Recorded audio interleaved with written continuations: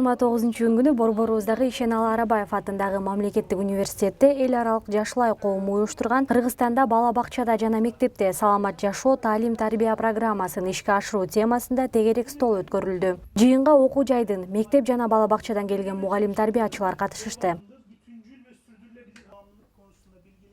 Эл аралык Жашлай федерациясы зыяндуу адаттардын алдын алууга жана андан жапа чеккендерди реабилитациялоого багытталган коомдук саламаттыкты сактоо уюму. Глобалдуу бейөкмөт уюм статусуна ээ болгон федерациянын алкагында 36 өнөктөш иш алып барат. Азыркы тапта өзгөчө жаш муундардын баңгизат, спирт ичимдиктери, кумар оюндары жана техникалык көз карандылыгы күчөп, ой жүгүртүүсү, психологиясына кедергисин тийгизип келет.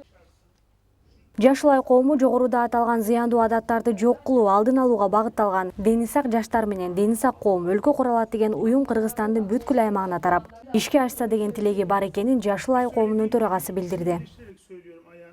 Иш-чарабыз саламат жашоо программасын Дүйнө Жашлай федерациясы жана Түркиядагы Жашлай коомдук уюму менен уюмунун кылып жаткан иштерин бул жерде таанытып, Кыргызстанда дагы ошондой саламат жашоо программасын ишке ашыруу үчүн биринчи тегерек стол уюштурулуп жатат.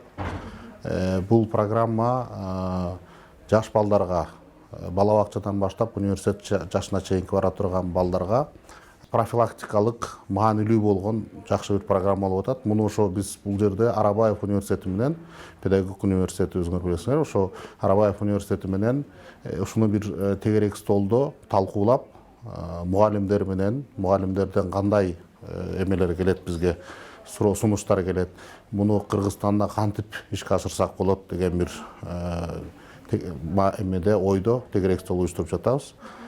Бүгүнкү жыйында Түркиядан келген атайын Жашлай коомунун мүчөсү саламат жашоо программасын сунуштап, практика жүзүндө колдонулган тажрыйбалары менен бөлүштү.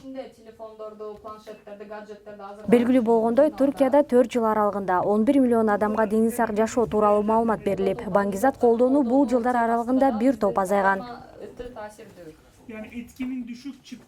Мындай ыкманы Кыргызстанда колдонулушун мугалимдер колдоого алышты.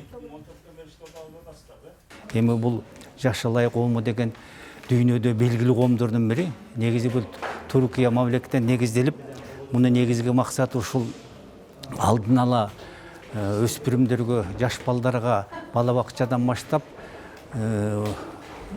ушу 30 жашка чыккан чейинки балдарга тарбия берүү экен да. Шаардагы башталгыч класстын мугалимдерин, бала бакчаларынын тарбиячыларын чогултуп, ушу биринчи тегерек столду уюштуруп жатабыз да.